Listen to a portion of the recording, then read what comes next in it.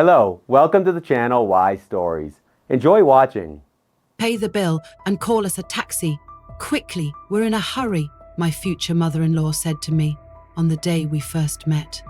But after I replied, she nearly choked. I nervously brushed an invisible speck of dust off my dress. For the third time in the past 5 minutes. Emma, relax. It's just dinner, James said, placing his hand over mine. Just dinner, with his mother, whom I'd only seen in photos at his apartment, who, according to James, was a bit particular about people, who was already 15 minutes late. You said your mum is never late. I tried to hide my anxiety, but it didn't work. Usually not, James frowned, looking at his phone. Strange. I'll try calling her. He got up from the table and walked toward the restaurant's entrance, where the signal was better. I watched him go, and once again, I was alone with my thoughts and fears. James and I had been together for 1 year and 3 months. The best 1 year and 3 months of my life. We met at the hospital. I was finishing my internal medicine residency, and he was visiting a friend after surgery. A chance encounter in the cafeteria, spilled coffee on his shirt, my clumsy attempt to help. His laughter instead of irritation. And something clicked, like 2 puzzle pieces finally fitting together. James was everything I had ever dreamed of. Without knowing I'd been dreaming. Calm confidence without arrogance. Warm humor without sarcasm. Honesty without cruelty. And, most importantly, the ability to listen. Really listen. My parents adored him from the very first meeting. My dad even said to me, "Don't let this guy go, Emma. He's the real deal." Things were more complicated with his family. James's father died when he was 14. Since then, he had lived alone with his mother, Victoria. According to him, her personality changed after her husband's death, became difficult. "Mum doesn't let people in," he explained.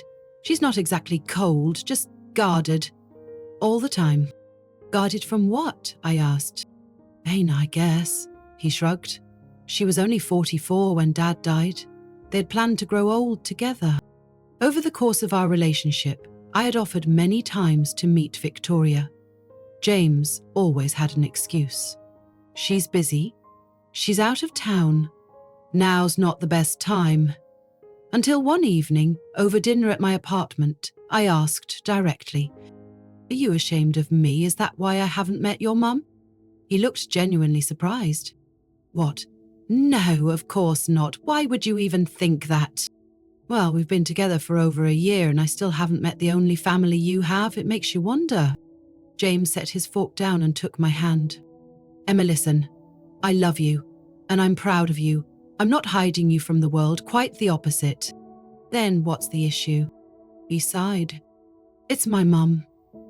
You have no idea what she can be like. After Dad, she never accepted a single girlfriend I brought home. Literally none. But with you, it's serious, you know? I'm scared that if she rejects you like the others, it'll affect us." I squeezed his hand. "Listen, James, we're good. And we'll stay good, regardless of your mother's opinion. But if you're serious about our future, we can't keep avoiding this meeting forever." The next day, he called his mother and arranged the dinner. And now here I was, sitting at Le Papillon, a restaurant too expensive for a regular dinner and too pretentious for my taste. Sitting and fretting. James had chosen this place because his mother loves French cuisine and attention to detail. A perfect description of Victoria herself, if James's stories were anything to go by. Fidgeting with my napkin, I scanned the room again. Soft lighting, fresh flowers on every table, polite waiters gliding between guests, like shadows. And so many successful-looking people with perfect hairstyles and impeccable manners. Suddenly, I felt like an imposter in this world. Who was I, really? Just a girl from the suburbs who'd clawed her way up through sheer determination and student loans. A resident drowning in debt and living on a modest salary. working 60 hours a week because I love what I do, but looking perpetually tired because of it. Wearing a dress bought on sale at a chain store and shoes borrowed from a friend. And Victoria, owner of a chain of private clinics, Harvard graduate, a woman who built an empire while raising her son alone. In the photos, she looked like the female version of James, those same high cheekbones, that same chiseled profile. But while his eyes always shone with warmth, hers seemed appraising. Even in family pictures, my thoughts were interrupted by movement at the entrance. A tall, elegant woman entered the restaurant, and it seemed like everyone instinctively turned to look at her. Victoria Anderson in the flesh.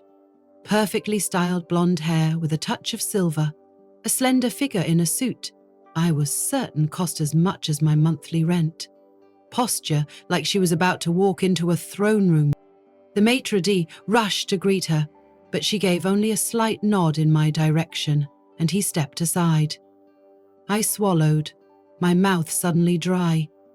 It felt like a scene from a movie where the main antagonist finally appears and the audience knows the real story is about to begin. Victoria walked straight toward our table. I stood up, trying to smile. "Hello, Mrs. Anderson, I'm Emma Clark. It's a pleasure to finally meet you." She gave me a quick once-over from head to toe. Something like disappointment flickered in her eyes. Without returning the greeting, she sat down. "And where is James?" she asked, not even looking at me. "He stepped out to call you. He was worried since you were running late." "I'm never late. I had important matters to attend to." "Menu?" I nodded, unsure how to respond. An awkward silence followed. Victoria motioned for a waiter and ordered still water, no ice, and a menu. The whole time, she didn't look at me once. "James told me you're a doctor," I began, trying to start a conversation. Now I run clinics." "That's impressive, building a business like that." "It's not business, it's a calling." Silence again. I felt a drop of sweat trail down my spine. Where was James? "James said you specialized in cardiology." I made another attempt. She finally looked at me. "And you? What's your specialty?" There was a challenge in her voice. "Internal medicine. I'm finishing my residency at City Hospital." "Public hospital," she noted. Not a question, but a statement, with a faint note of disdain. "Yes. I like working where I'm truly needed." "Noble," she said the word like it was a diagnosis, "and unprofitable." "Not everything is about money, Mrs. Anderson."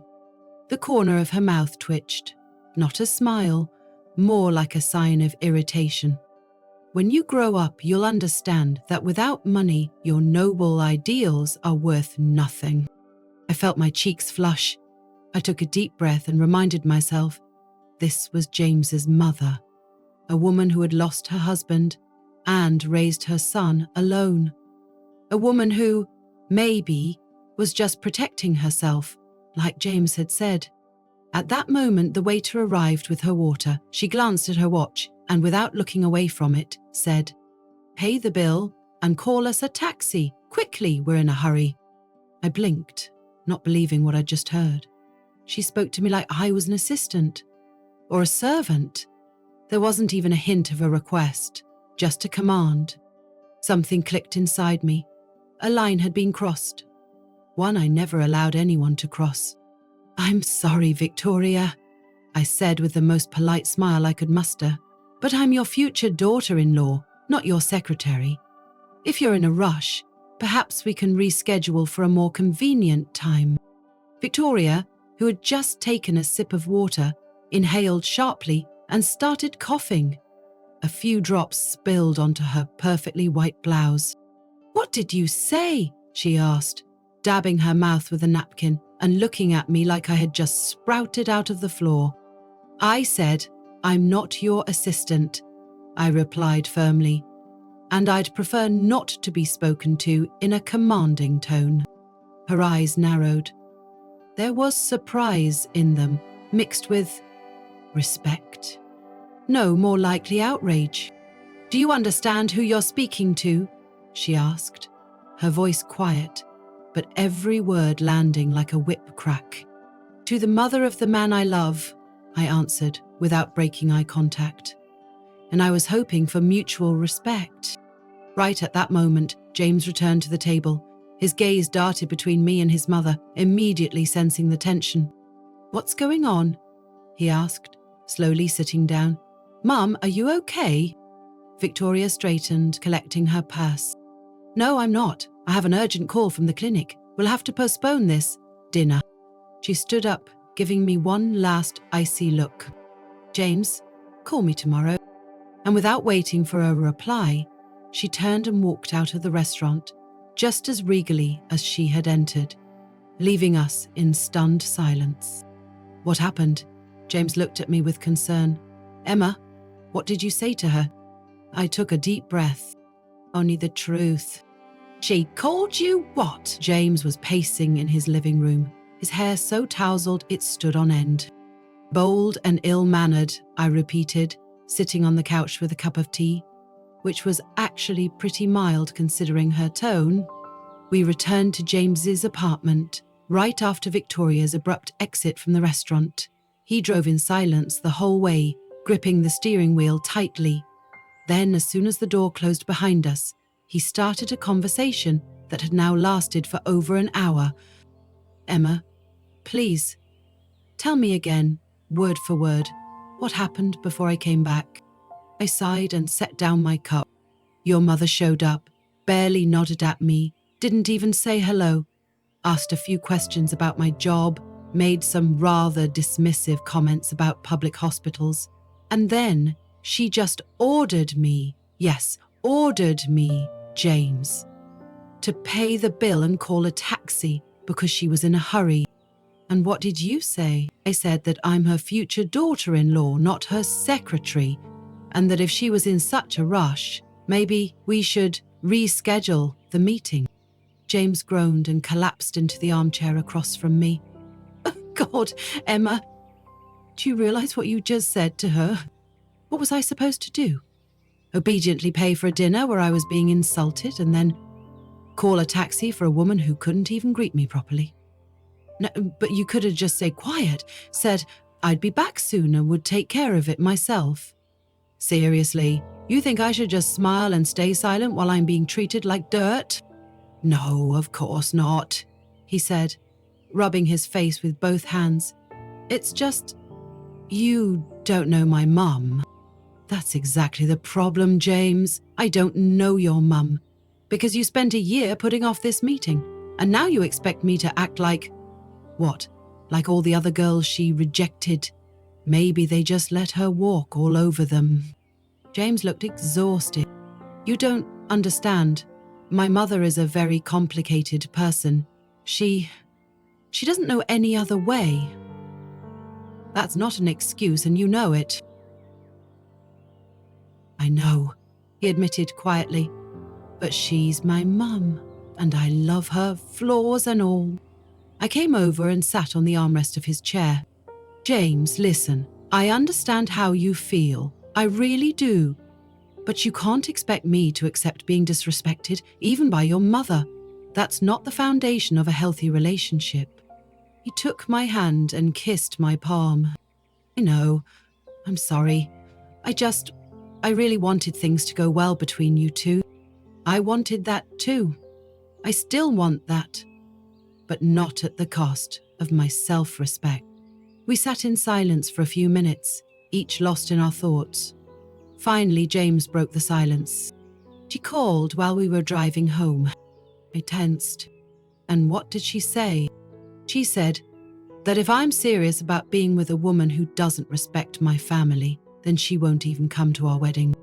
I felt the blood drain from my face. "James, you don't think I disrespect your family, do you?" "No, of course not," he said, squeezing my hand more tightly. "I know you didn't do anything wrong. It's my mum. She's overstepping. But she's threatening to cut ties with me completely. She's never gone that far before. I stood up, feeling a sudden weakness in my knees. So what are you going to do? James stood too and wrapped his arms around me. I don't know yet, but I'm not choosing between you two, if that's what you're afraid of. I love you, Emma. I'll find a way to make this work. I rested my head on his shoulder, breathing in the familiar scent of his cologne. Safety. Home. But for the first time since our relationship began, a shadow of doubt crept in. Not in his love, but in whether our little world could withstand the pressure from outside. I love you too, I whispered, and I hope your mother eventually sees that I'm not the enemy. She will, James promised, kissing the top of my head. Just give her time. But time wasn't on our side. As it turned out, the next day Victoria Anderson wasn't the kind to wait or to forgive. She was the kind to retaliate. You're not serious, right? I stared at Dr. Pearson, my residency supervisor, unable to believe what I was hearing. The clinic withdrew my application. Why? We stood in his small office, cluttered with medical journals and folders. Dr. Pearson, normally calm and composed, looked uneasy, almost guilty. Emma, I know how much this meant to you. You were the top candidate, but the decision came from clinic leadership and there's nothing I can do. There has to be a reason. Just a week ago, they were thrilled with my resume and recommendations. What changed? Dr. Pearson looked away, clearly reluctant to answer. Then he sighed and said quietly, It's Victoria Anderson's private clinic. I felt the ground fall out from under me. Just 2 days had passed since our disastrous dinner, and here it was, the first blow. Not just a blow, an ambush. You're joking, I breathed, sinking into the chair in front of his desk. This can't be a coincidence. I don't know the details, Emma. I was just told your application was rejected. No explanation given. I covered my face with my hands. The internship at Anderson Clinic had been my chance. The best cardiology department in the state, cutting-edge methods. A chance to work with top specialists. I had been preparing for this for 3 years. And now it had all collapsed. Because of one sentence I said at dinner, Emma, Dr. Pearson gently touched my shoulder. This isn't the end of the world. You're a brilliant young doctor. We'll find you another internship. It's not just about the internship, I said, lifting my gaze. It's about justice. She has no right to use her position to punish me over a personal disagreement. Maybe it really was a coincidence, he suggested without much conviction. Do you believe that yourself? He was silent for a moment, then shook his head. No, I'm sorry. Leaving his office, I leaned against the hallway wall, trying to gather my thoughts. Nurses, doctors, patients moved past. Just another day at the hospital. The world kept spinning, even as mine was falling apart. I took out my phone and started to type a message to James, but stopped. What would I even say?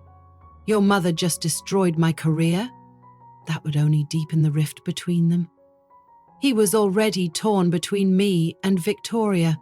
Instead, I called my best friend Sarah. Hey, what's wrong? She asked immediately upon hearing my voice. Can we meet after my shift? I really need to talk. Of course. Is it bad? Worse than you think.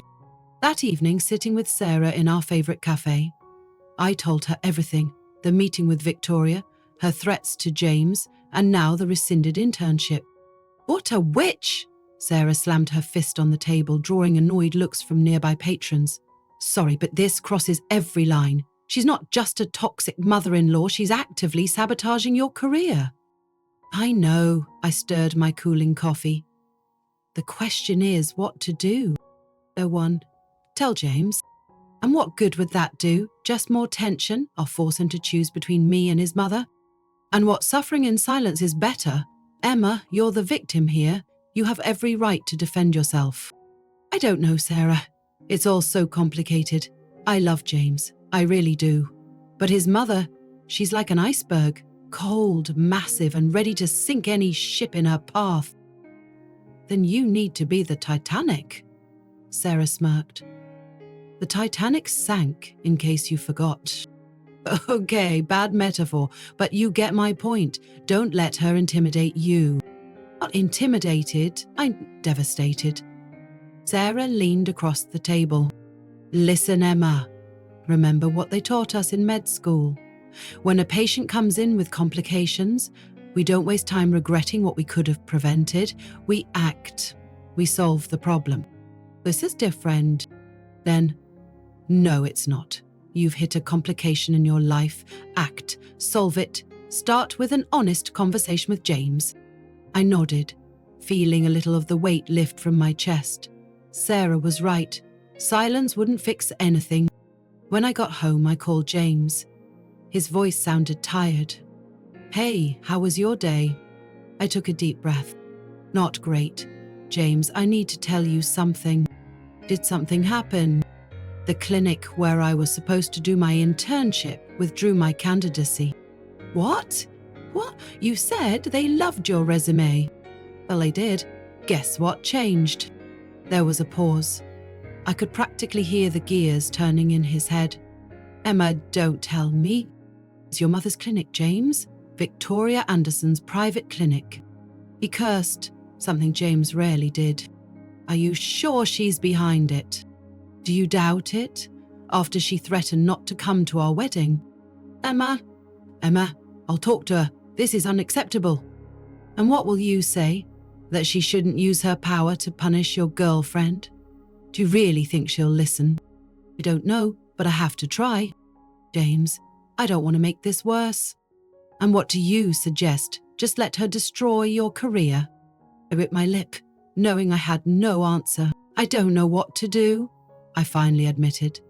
But I don't want to be the reason you fall out with your mother. You're not the reason, Emma. The reason is her inability to let go of control. Her inability to accept that I've grown up and make my own choices. A long pause followed. I could hear his heavy breathing. I'll talk to her tomorrow, he said firmly. Not over the phone, in person. And she's sure? Yes. This has to stop. I love my mum, but I won't let her control our life. After we hung up, I lay in bed, staring at the ceiling, overwhelmed by mixed emotions. Part of me was touched by James's determination to stand up for me. Another part feared that confronting Victoria would only make things worse. But we had no choice. The storm had already begun, and all we could do now was sail through it together. The next 2 weeks passed in a fog. James met with his mother, and according to him, the conversation was tense but productive. Victoria didn't admit to sabotaging my internship, but she didn't deny it either. She simply said the clinic selects the best candidates based on many factors. James insisted she apologize to me, but she refused. I have nothing to apologize for, she said. If your girlfriend is so sensitive she can't handle constructive criticism, maybe medicine isn't her calling. Her words stung, but I tried not to take them to heart. Instead, I focused on finding a new internship. Dr. Pearson helped however he could, but the top placements were already filled, and the remaining options weren't inspiring. You could stay at our hospital, he offered. The program's not as prestigious as the private clinics, but you'd get valuable experience. I nodded, knowing I didn't have much choice. But deep down, a bitter feeling smoldered. Not because of the less prestigious internship, I never chased titles, but because of the injustice. Because someone in power could so easily crush another person's dreams. That evening, I went for a walk in the park to clear my head. Spring was in full bloom, the trees dressed in fresh green, the air rich with the scent of flowers. Strolling down one of the shady alleys, I spotted a small cafe with an open terrace tucked right in the heart of the park. Morning Dew. A cozy place where you could sip coffee surrounded by greenery and blossoms. I slowed my pace, and then I saw her. Victoria Anderson was sitting alone at a table in the corner of the terrace. She looked different, without her usual mask of confidence and superiority. Leaning over some papers, she seemed smaller, more vulnerable. I noticed her hands trembling slightly as she turned the pages. The coffee cup in front of her remained untouched. My first instinct was to turn around and walk away. The last thing I wanted was another confrontation. But something about her posture, the tension in her shoulders, made me pause. I remembered James's words, how his mother is always defending herself. Maybe now, thinking no one was watching, she'd let her guard down. Taking a deep breath, I walked toward her table. The bell over the cafe door chimed as I stepped onto the terrace, but Victoria was so absorbed in her documents that she didn't notice me until I was just a few steps away. She flinched and hastily gathered her papers, stuffing them into an expensive leather folder, but not before I caught a glimpse of the logo from the Memorial Oncology Clinic on the top sheet. "What are you doing here?" she asked sharply, but I heard something in her voice, fear. "Just walking," I replied calmly. "Didn't expect to see you here. This is a public park. I have every right to be here." Of course, I didn't mean it that way. Victoria straightened up, putting her mask of impenetrability back on. But I'd already seen what was underneath. "Victoria, are you all right?" I asked, taking a cautious step forward. She clutched the folder tighter, as if bracing herself. "What business is that of yours?" Her tone was the familiar coldness, but I could hear something else now. Weariness, anxiety, maybe even pain. "James loves you," I said sincerely. "So I care too." She looked at me surprised, like those were the last words she expected to hear. For a moment, her face softened, and I saw James in her. Those same lines near the eyes, that same tilt of the head. But the moment of vulnerability passed quickly. She stood, gathering her purse. "I have to go." "Victoria," I said, gently touching her arm. I felt her tense at the contact. "If you need help, any kind, I'm a doctor, and I love your son." She froze, staring at my hand on her sleeve. Then she slowly pulled away. "You don't know anything about me," she said quietly, "or what I need." With that, she walked off, leaving me standing alone by the table, with a heavy feeling in my chest. Something was wrong. Seriously wrong. I stayed at that table for another hour, thinking about what I'd seen. The oncology clinic logo, the trembling hands, the fear in the eyes of a woman who usually radiated control and confidence. Victoria Anderson was ill, and it seemed to be something serious. Back home, I opened my laptop and started digging. The Memorial Oncology Clinic specialized in rare and complex cancer cases. It wasn't part of the Anderson Clinic's network. It was an independent research hospital known for experimental treatments. I realized James had never mentioned any health issues with his mother. Did he know? Or was she hiding it from him, like she hid all her vulnerabilities? My phone rang. It was James. "Hey, how was your day?" he asked. I hesitated. Should I tell him I saw his mother in the park? Share my suspicions? But what if I was wrong? What if those documents were about a patient, not her? "Fine," I said eventually. "Nothing special. Yours?" "Exhausting. Big project. Deadlines are killing me. Will I see you tonight?" "Yeah, of course." After the call, I sat for a long time, thinking, what was I supposed to do with this information? Ignore it? Tell James? Try to talk to Victoria again? In the end, I knew I had to find out the truth. Not out of curiosity, but out of care.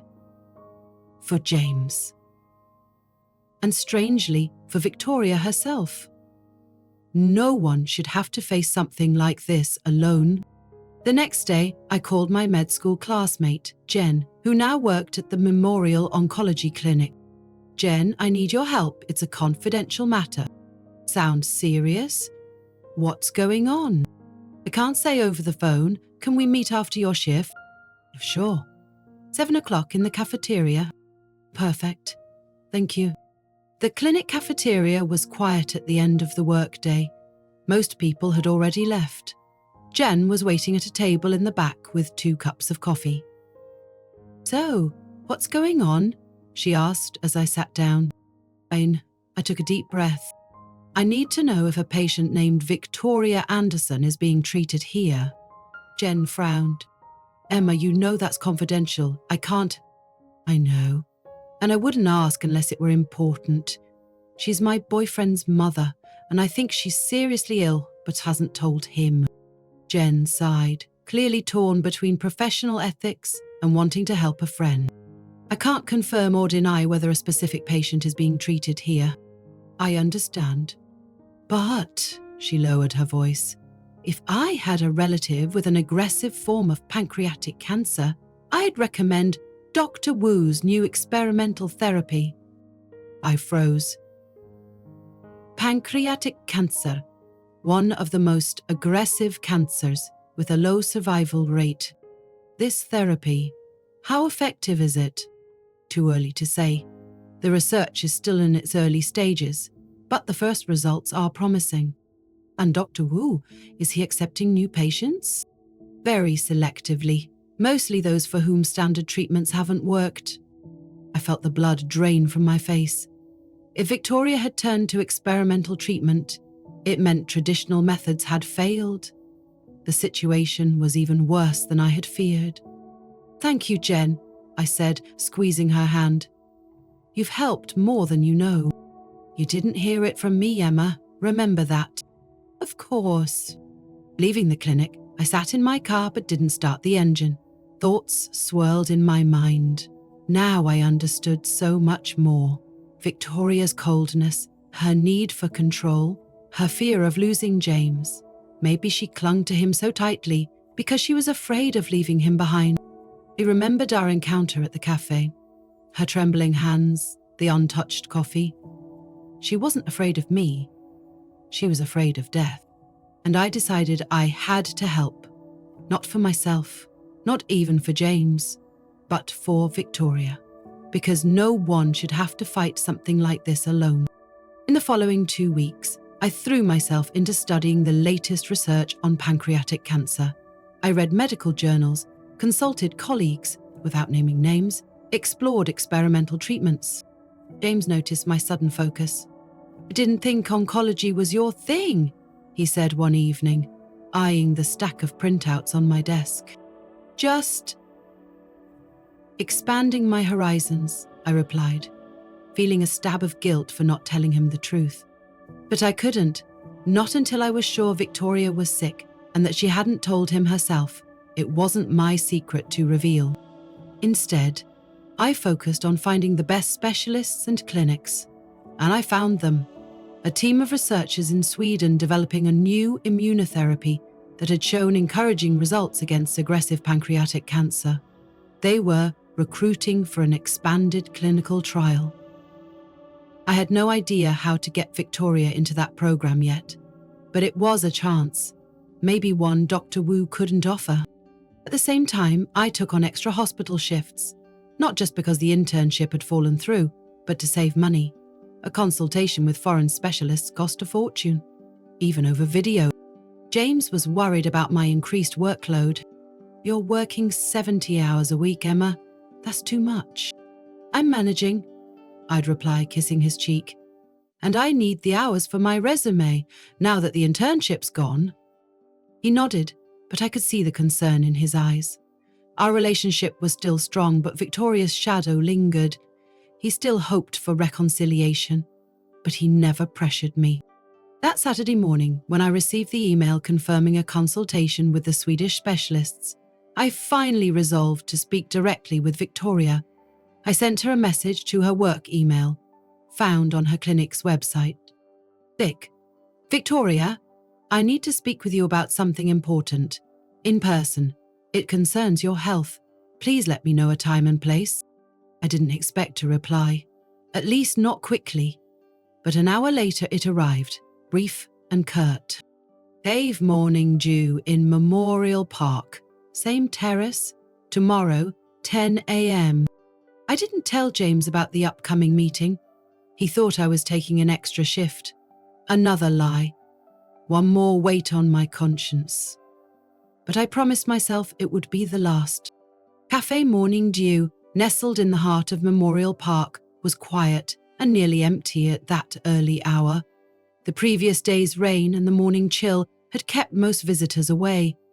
Victoria was already seated on the terrace when I arrived. A cup of untouched tea sat before her. She looked even paler than last time, and visibly thinner. "You wanted to talk," she said without greeting. "Talk." I sat across from her at the small table, leaving space between us to respect her boundaries. Above us, the young trees along the terrace rustled softly. "I know about your diagnosis," I said directly. "Pancreatic cancer, advanced stage." Her face went even paler, but she didn't deny it. "Who told you?"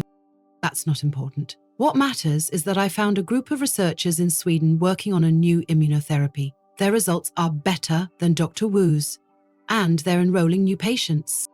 She stared at me, clearly shaken. You what?" "I arranged a consultation, online, next Thursday." "Why?" she asked, genuinely bewildered. "Why are you doing this?" "Because you're the mother of the man I love, and because no one should go through this alone." Victoria looked at me for a long time, studying my face as if trying to solve a difficult puzzle. "Does James know?" she finally asked. "No, I decided it wasn't my place to tell him." She nodded, and in that nod I saw relief. "I don't want him to know. I don't want him to see me like this, weak, dying. But he's your son. He has the right to know. James already lost his father. I don't want our final months, or years, together, to be clouded by sickness and pity." "It's not pity, Victoria, it's love." She turned away, looking out over the misty park. The morning fog still clung to the trees like a veil of smoke. "I've always been strong," she said quietly. "My whole life. When Robert died, I didn't let myself fall apart. I had a son to raise, a business to save. And I did it. I always made it through." Her voice trembled. "And now I can't fight my own body. It's betraying me. And I'm scared." The last word came out barely above a whisper. Tiny tears gathered at the corners of her eyes. Tears she was fighting with everything she had. A confession of weakness from a woman who had spent her life projecting invincibility. I gently took her hand. This time, she didn't pull away. "Let us help you, Victoria, James and me. You don't have to go through this alone." She turned to me, eyes glistening with tears she hadn't shed. "Are you doing this? After what I did to you, I cancelled your internship. I threatened to ruin your relationship with James. I believe compassion is stronger than resentment, and forgiveness is more powerful than pride," I said, meeting her gaze. "In med school, they taught us that our duty is to stand between a patient and death. Until the last breath. When every door is closed, when hope fades, when even heaven falls silent, the doctor is the one who doesn't turn away. That's a vow I made, not just with my lips, but with my heart. And I can't break it. Not even for you. Not even after everything that happened between us." She lowered her head. "I wasn't always like this. Before the illness. Before everything. I know, James told me. What if this therapy doesn't work? Then we'll find another, and if that doesn't work, we'll be with you all the way." "We?" she asked, as if testing the word. "You speak like you're already part of the family." "I hope to be, if you'll let me."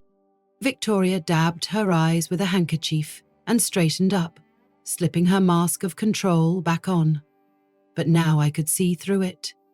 To the frightened woman, not ready to face death alone. Thursday, you said? What time is the consultation? 2:00. I'll clear my schedule. I handed her the folder I had brought with me. Everything is in here. Details about the Swedish team, their studies, published results. I thought you might want to review them in advance. She took the folder, flipped through the pages, and looked up at me with something close to surprise. You've done your homework. I'm a doctor, Victoria. Helping people is my job, even the ones who don't deserve it, especially them. She almost smiled, for the first time in all our meetings. James chose well, she said quietly. Better than I thought. It wasn't an apology, but it was a beginning. The months that followed changed everything.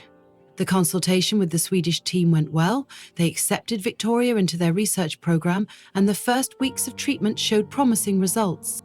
James still didn't know about his mother's illness. Victoria insisted on keeping it from him, and though it weighed on me, I agreed to protect her secret. But now she and I were in this together. A strange alliance born of mutual care for James and a slowly growing respect between us. I began accompanying Victoria to her therapy sessions, analysing results, discussing treatment options. I had to cut back on my extra hospital shifts, but I didn't regret it. Helping Victoria became a kind of training in itself. Not the one I had dreamed of, perhaps, but no less valuable. James noticed the shift in our relationship. You and my mum are closer, he asked one day with disbelief when he saw us texting. A month ago, she refused to say your name. We've found some common ground, I replied evasively. Your mother's not so bad once you get to know her.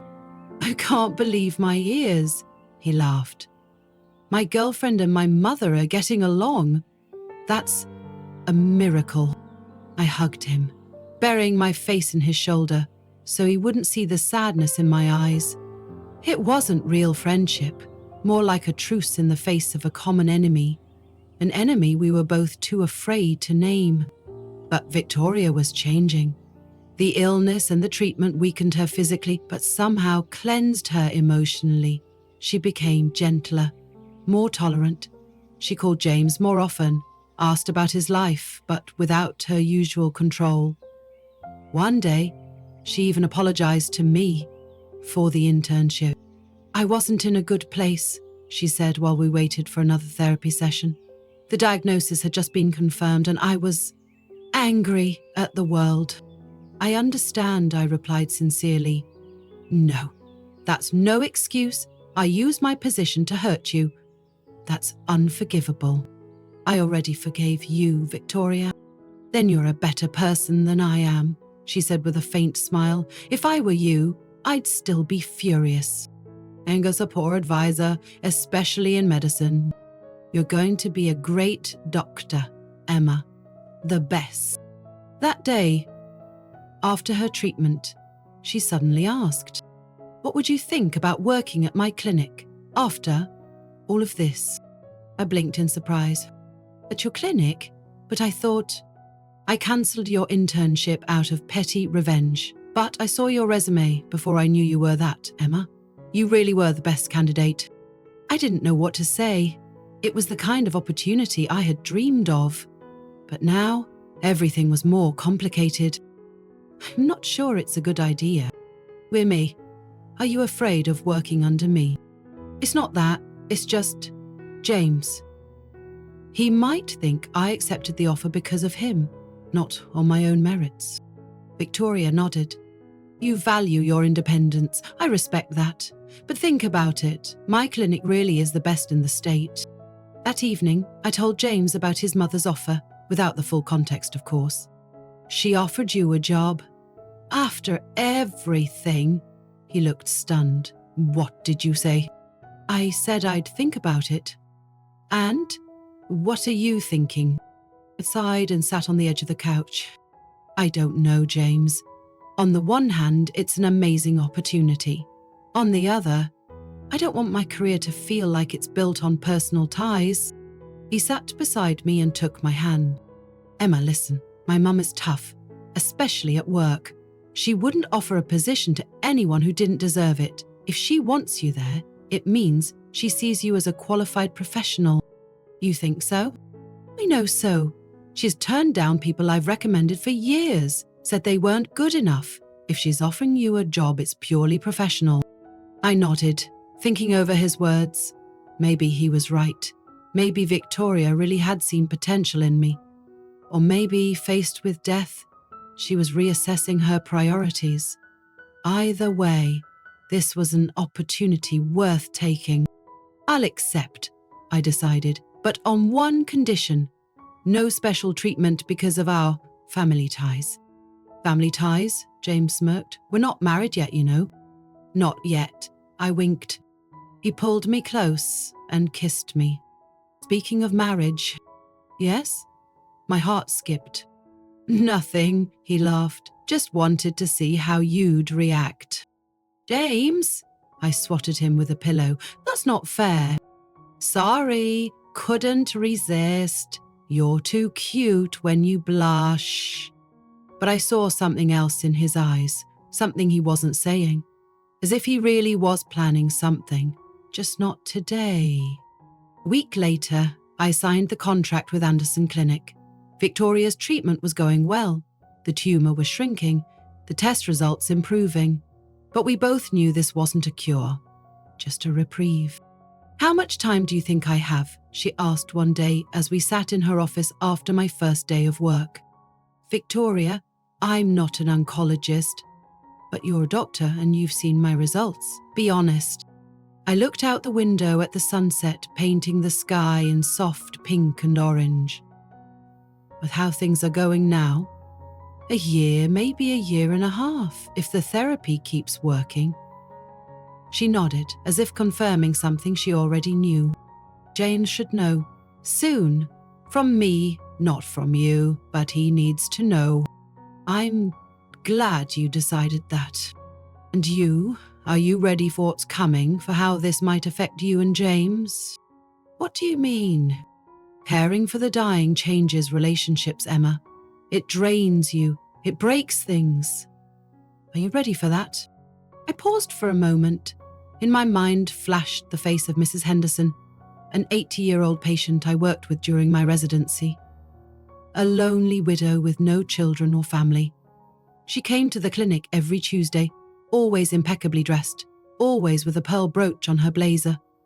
For 3 months we talked about the weather, the books she was reading, her canary named Charlie. Then one day, the scans showed metastases and she was admitted. I visited her every day after my shift. At first, she still joked, told stories from her youth. Then she began to weaken. In her final weeks, I simply sat with her, holding her hand, dry, delicate, like a bird's.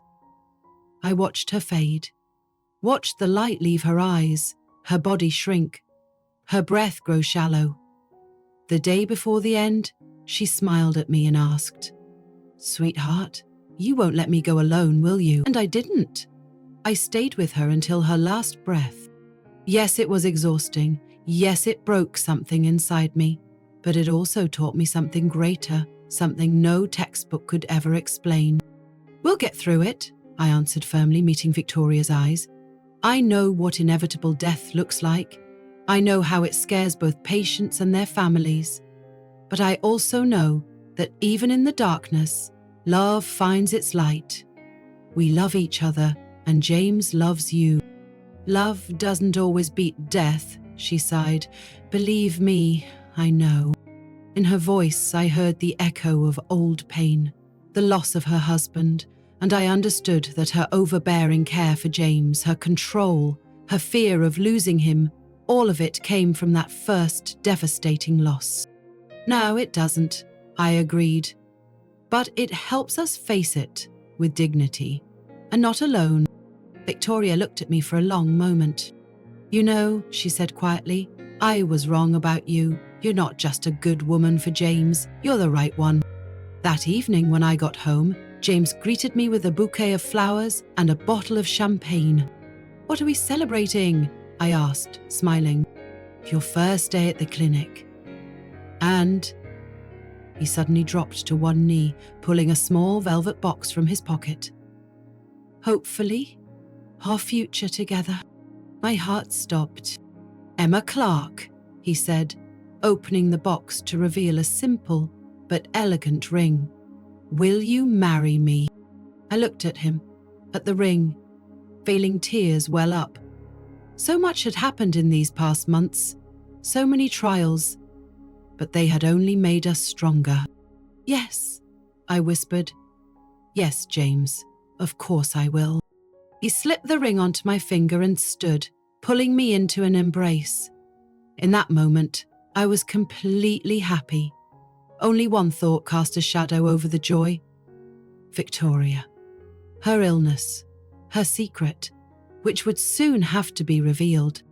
But even with that shadow, our happiness was real. And I believed that together we could withstand whatever life had in store for us. You did what? Victoria's voice rang with shock when James showed her a photo of my engagement ring the day after he proposed. We were sitting in her living room, a spacious room filled with antique furniture and fresh flowers. It was our first time visiting Victoria's home as a couple. I proposed to Emma, James repeated, smiling, and she said yes. Victoria looked from the photo to me, then back to James. I thought you were going to wait at least a year. Why don't we wait when we're sure, he said, taking my hand. Besides, I want you to be part of planning the wedding. I squeezed his fingers.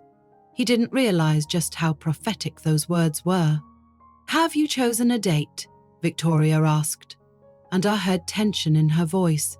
She was calculating the time she might have left. We're thinking next spring, James replied. About a year from now. Silence settled over the room. I could see Victoria struggling with herself, wanting to say something, but unsure how. But a long time, she finally said. Why not sooner? James raised an eyebrow, puzzled. Mum, you've always said a wedding should take at least a year to plan. Since when are you in a rush? I just thought autumn would be beautiful. Golden leaves, crisp air. This autumn? In 3 months? James laughed. Mum, are you okay? You've never been spontaneous. People change, she said quietly. I saw how she looked at her son, with such love and such pain that my heart ached. She didn't know if she would live to see his wedding, but she couldn't say that. James, I interjected gently, what if your mum's right? An autumn wedding could be wonderful, and I don't want to wait too long either. He turned to look at me, searching my face. Are you serious? You really want to plan everything in 3 months? With your mum on the team? Easy, I said with a smile toward Victoria. She's the best organizer I know. Victoria looked at me with gratitude. She understood what I was doing and appreciated it. All right, James agreed, still not fully grasping the reason for the urgency. If you two want an autumn wedding, let's do it. Just don't expect me to have opinions about tablecloth shades or bouquet shapes. You won't have to, Victoria said, smiling sincerely for the first time that evening. Emma and I will handle it. After dinner, when James stepped out to take a work call, Victoria said quietly, Thank you. You don't have to thank me, I replied. I really want you to be at our wedding. I have to tell him, soon, before the wedding. Are you ready? No, but it's necessary. In the following days, her condition worsened. New test results showed the cancer was advancing again. The therapy was losing effectiveness. Victoria and I discussed alternative treatments, but we both knew time was slipping away faster than we'd hoped. I'll tell him this Friday, she decided, over dinner, and I want you there. Of course, I said, squeezing her hand. I'll be with you. That evening changed everything. I cooked dinner at James's apartment. Victoria brought the wine. We sat at the table talking about the wedding, work, the weather, anything but what really mattered. Finally, after dessert, Victoria put down her napkin and sat up straighter. James, I need to tell you something important. He looked up from his coffee. What is it? And sick, sweetheart. Pancreatic cancer, stage 4. James froze. His face went pale, his eyes widened in shock. What? When? How long have you known? Almost a year. At first it was standard therapy, then experimental treatment. It helped for a while, but now? A year? He shot to his feet, the cup knocking over, coffee spilling across the tablecloth. You kept this from me for a year? Why? I didn't want you to see me weak. I didn't want to be a burden. A burden? Mum, are you crazy? You're my mother. You should have told me immediately. Victoria lowered her head. I'm sorry, I thought it was for the best. James turned to me, realization dawning in his eyes. You knew? You've known all this time. It wasn't a question, and I didn't deny it. Yes, but not from the beginning. How long? About 4 months. I ran into your mum in the park and saw her medical documents. And you didn't tell me. You lied to me all this time, he said, his voice shaking with emotion. James, it wasn't my secret to share, I said, reaching for his hand, but he pulled away. You're my fiancé, my family. You should have told me. I asked her not to, Victoria interrupted. It was my choice, my request. Don't blame Emma. But she agreed. She's a doctor, for God's sake. She should have insisted. I felt tears rise, but I held them back. This wasn't the time for my feelings. James, please listen. No, you listen. My mother is dying. Dying. And you both decided I didn't deserve to know, that I was too weak to handle the truth? That's not it, Victoria said softly. I was afraid. Afraid of how you'd react, afraid of pity, afraid of losing you before I had to. Losing Lee? What are you talking about, Mum? When people find out someone's dying, they start to pull away. Emotionally, they begin grieving early. I didn't want our last months to be clouded by that. James collapsed into a chair, covering his face with his hands. Oh God, Mum, what do we do now? The same thing we've always done. We live, we love, we fight, she said, looking at me with a faint smile. Emma's helped me do that. She found the best specialists, arranged treatment. These past few months, she's been my strength. Our strength. James looked up, eyes glistening with tears. Is that true? It is, Victoria nodded. Your fiancée is an extraordinary woman. I'm sorry I didn't see that sooner. He looked from her to me, and in his eyes I saw pain, gratitude, and love. I'm sorry, he said. I shouldn't have. This is a lot. I understand, I said, stepping closer and hugging him. It's going to be okay. We'll get through this, together. That night, James saw his mother's vulnerability for the first time. And for the first time, he truly accepted me as part of his family. In sorrow, in fear, in the fight we now face together, we became closer than ever before. A week later, the three of us sat in the same restaurant where our first disastrous meeting with Victoria had taken place. But now, everything was different. James held my hand under the table, and Victoria, despite her obvious fatigue, looked peaceful. Even as we walked into the restaurant, I noticed a strange buzz of activity. Waiters kept slipping in and out of the doors leading to the private banquet hall, whispering among themselves and occasionally casting curious glances in our direction.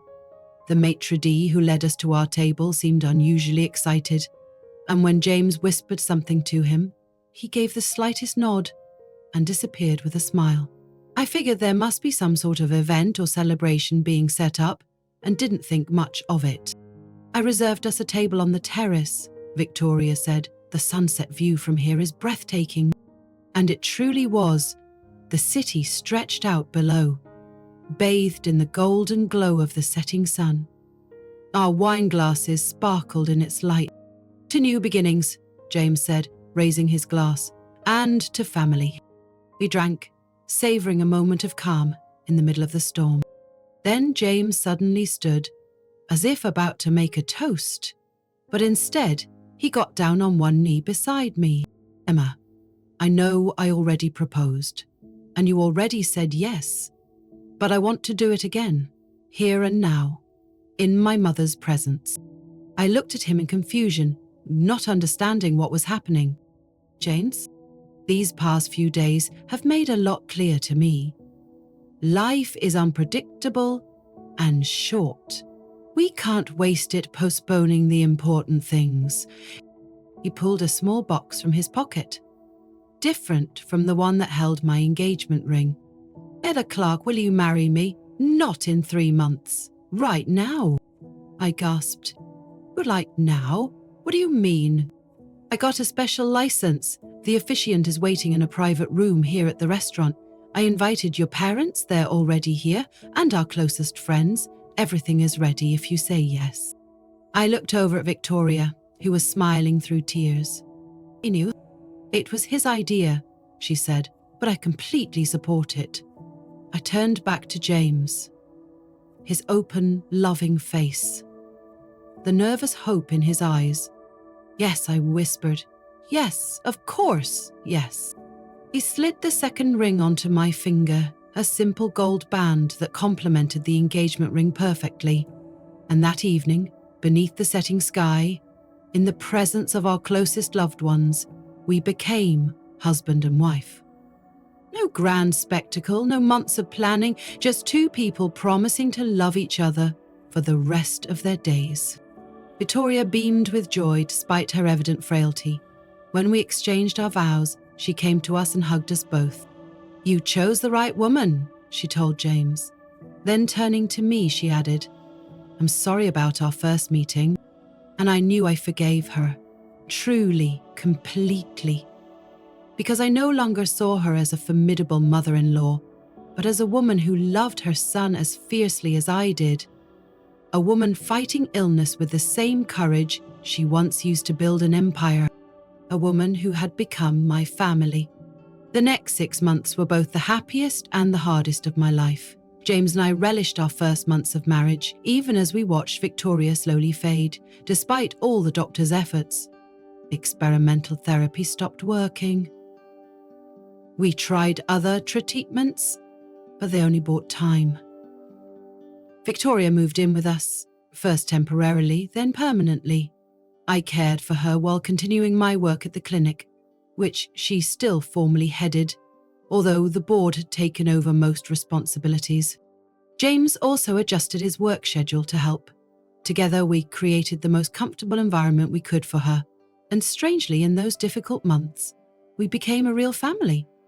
With all the inevitable conflicts, compromises, and moments of piercing closeness. One evening, while James was away for an urgent work call, and I was reading to Victoria in the living room, she suddenly said, "You know, I always dreamed of having a daughter, but after Robert died, it just didn't happen." I looked up from the book. "Only, yes, I wanted to name her Elizabeth, after my grandmother. It's a beautiful name." "Now I have a daughter," she said with a faint smile. "Not the way I imagined, but maybe better." I felt a lump rise in my throat. "Victoria, don't cry." She shook her head. "You know I don't like tears." I held back my emotions and took her hand. Cold, fragile, veins visible beneath the skin. "I'm proud to be part of your family," I said sincerely. "I'm proud that you chose my son, and that he chose you." In February, Victoria's condition rapidly deteriorated. She refused hospitalization, choosing to stay home. We turned the guest room into a makeshift hospital room, hired a night nurse, but most of the care still fell to James and me. Despite her weakness, Victoria stayed mentally sharp until nearly the end. In her final days, she often spoke of the future, of James and me, and of the clinic she built. "I want you to lead the cardiology department," she said one morning as I helped her with her medication. "When you're qualified." "Victoria, that's years away. The clinic can wait. I've already spoken to the board. They agree." "But Why me?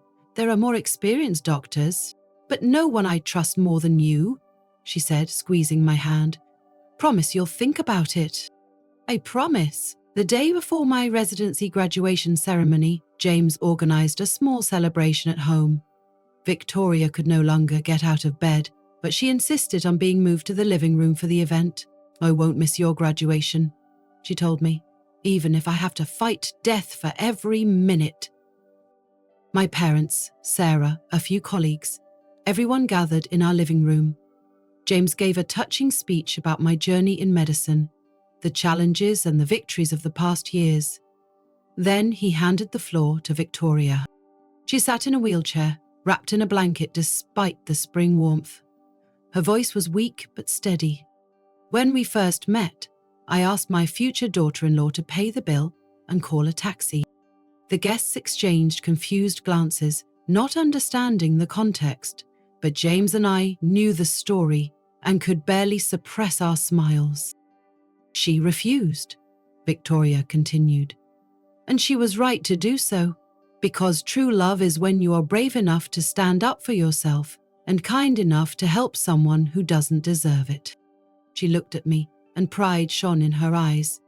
Emma, you're going to be a wonderful doctor.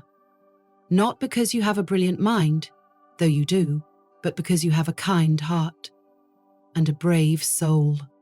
After the reception, when the guests had left and Victoria was already asleep in her room, James and I sat in the kitchen, unwrapping the presents. That was beautiful, he said, wrapping his arm around me. What Mum said. Yeah, I didn't expect it.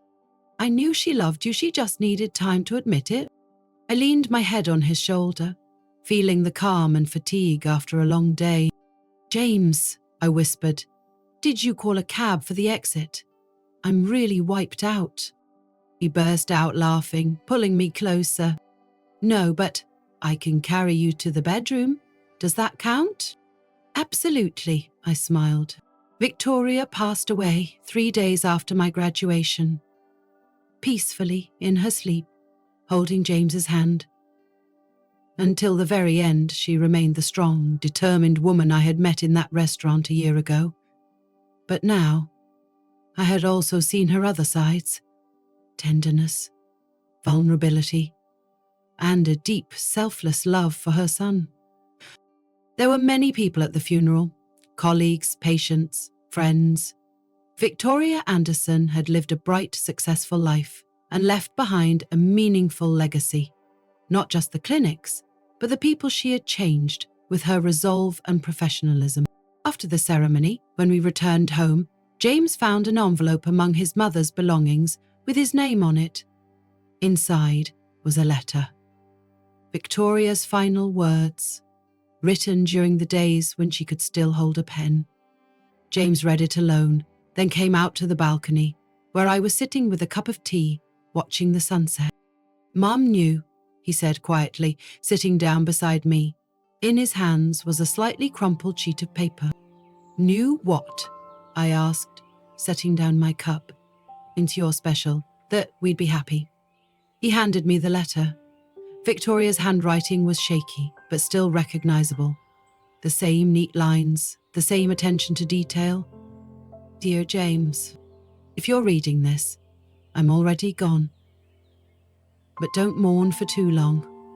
I lived a good life, full of struggle and triumph. And my greatest triumph was you. My son, my heart, my pride. When your father died, I thought I'd never be truly happy again. And in a way, I wasn't. Until Emma came into our lives. I didn't see her for who she really was at first. I only saw a potential threat to our bond.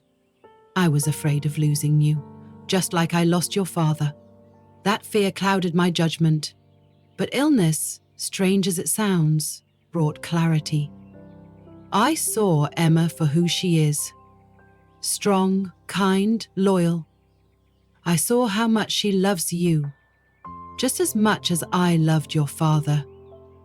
I saw that she was willing to fight for your family, even if it meant fighting me. That day we first met, when I made her pay the bill and call a cab, I was testing her, testing how strong she was, how well she could stand her ground. I didn't expect her to push back. I didn't expect her to be so determined. It scared me then and impressed me later. James, you chose the right woman. A woman who'll be there through joy and sorrow, who won't give up even when things get tough, especially when they get tough. I'm grateful I got to know her. Grateful I got to love her. Grateful I saw you two together. Happy, despite everything? Now I can go in peace, knowing you're not alone, that you have a family, that Emma will take care of you as well as she took care of me in these past months. Live fully, love deeply, and maybe one day you'll have a daughter named Victoria, or a son, or 3 kids. It doesn't matter. What matters is that you'll be together. With love, your mum. I finished the letter with tears in my eyes. James hugged me and we sat like that for a long time, saying nothing, just feeling each other's warmth in the cool spring evening. You know, he finally said, looking at the first stars, I never imagined that meeting Mum would turn into all this. Me neither, I smiled through tears. Who would have thought my cheeky comeback in a restaurant would lead us here? She respected you for it, even then, in the beginning. She just didn't want to admit it, and I respected her. For her strength, for her resolve, for how much she loved you. James kissed my temple. We made it through, didn't we? Through all of it. We did, together. 3 years have passed since Victoria's passing. A lot has changed. I became the head of the cardiology department at the Anderson Clinic, not just because of Victoria's will, but also because of my own work in cardiac treatment. James became a partner at his architecture firm, and most importantly, we had a daughter, whom we named Victoria. Little Vicky, as we called her, looked amazingly like her grandmother. Those same determined eyes, that same stubborn chin, and, as James said with a smirk, the same strong personality. On a sunny day, we were once again at Le Papillon, the very restaurant where I first met Victoria. We came here every year now, on the anniversary of that meeting. A sort of tradition, the beginning of our story. Vicky, who had just turned 2, sat in a high chair between us, deeply focused on drawing with crayons on the children's menu. Do you think she'll be as headstrong as your mum? I asked, watching our daughter draw a thick line across the entire page with determination. She already is, James laughed. Yesterday she refused to wear a dress because it was too princessy. She couldn't pronounce non-princessy yet? No, but the message was clear. We both laughed watching our little copy of Victoria. You know, sometimes I think, James said, taking my hand, that Mum is still with us, watching, smiling. I think so too, I nodded, especially when Vicky makes that face, you know, the I've decided, and that's final face. Oh yeah, that's 100% Mum's expression. The waiter came over to our table. Are you ready to order? Yes, I smiled, looking at the menu. And also, could you call us a taxi for 7 p.m, please? James raised an eyebrow in surprise, but said nothing until the waiter walked away. A taxi? We drove here. I know, I winked. I just wanted to say the line. For your mum. He chuckled gently, placing his hand over mine. She'd appreciate the irony. Definitely. Little Vicky suddenly looked up from her drawing and stared at us seriously. I want ice cream, she declared, in a tone that brooked no argument. James and I exchanged a look and burst out laughing at the same time. Yes, ma'am, James replied, saluting our daughter. Ice cream coming right up. And you said she's not like her grandma, I whispered as he waved over the waiter. Oh, she definitely inherited the commanding tone. And the 3 of us laughed and melted into the peace of the moment. The setting sun painted the sky in shades of pink, just like our daughter's ice cream. In moments like these, you realize sometimes the hardest beginnings create the strongest families. If you're enjoying it as well, leave a like and subscribe to the channel.